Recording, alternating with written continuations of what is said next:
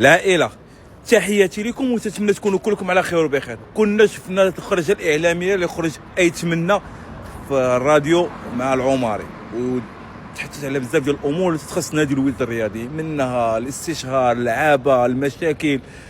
انا ما غندويش على المحمديه حيت الهم ديالي هو نادي الوداد الرياضي. دوا على بزاف ديال الامور اللي تخص نادي الوداد الرياضي. حنا كنا تصنتنا وبتدقيق يعني الخرجه اللي خرج بها ايتمنى، ويعني والكلام والهضره اللي دارت والمشاكل، وتيطلب من الجمهور انه يشجع الفرقه. احنا الحاجه بغيت نقول لايتمنى، احنا كجماهير احنا ديما مع الفرقه في السراء والضراء.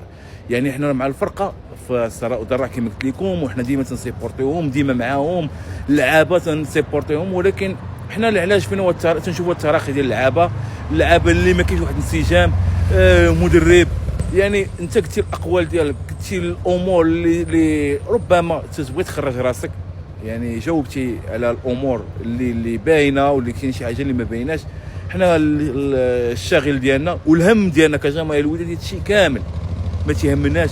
تيهمنا هو اننا ندور البطوله، تكون الوداد واقفه، حيت انت رئيس ديال كما قلتي فمك احسن نادي وفريق عريق، فريق المقاومه ونادي الوداد الرياضي. حنا كجماهير الوداديه ما تيهمنا الا حاجه وحده، بغينا نشوفوا الهيكله، نشوفوا بزاف الامور، ولكن بغينا الالقاب والانجازات والوداد ترجع للبوديوم. يعني لا بغيتي الوداد انها تمشي في واحد الطريق صحيح، ان تقاتل. يعني خلينا من الخرجات الاعلاميه الخاويه، تصور الخاويين. حنا بغينا فرقه اللي تقاوم الفرق الافريقيه الكبار كما كانت عاد النصر الله يطرق سراحه.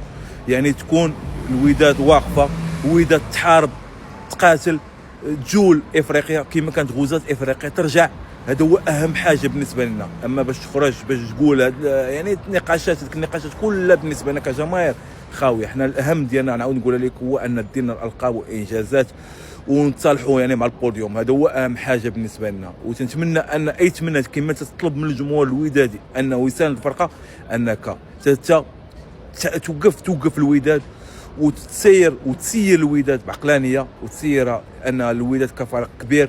يعني راه ماشي البراندات ولا الاشهارات، راه هذه شي حاجه اللي خصها تعاون الوداد ماديا، ولكن خاصنا حتى اللعاب يكونوا رجال، انك توصل اللعابه انهم يترجلوا على قبل الجمهور باش الجمهور تا هو يساندهم. ولكن حنا ديما تنساندوا هذاك اللوغو، واي واحد نعاود نقول لكم اي واحد غيتقاتل وغيعرق الكتوني غنساندوه، واي رئيس غيخدم ولا اي منخرط ولا اي مسير غيبغي يخدم مصلحه نادي الوداد الرياضي غنساندوه.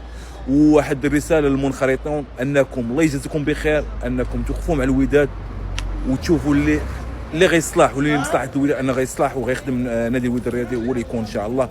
وحنا راه ديما نعاود نقول لكم، حنا ديما مع الفرقه السراء والضراء، وديما وداد. وتحياتي لكم، وعاش نادي الوداد الرياضي.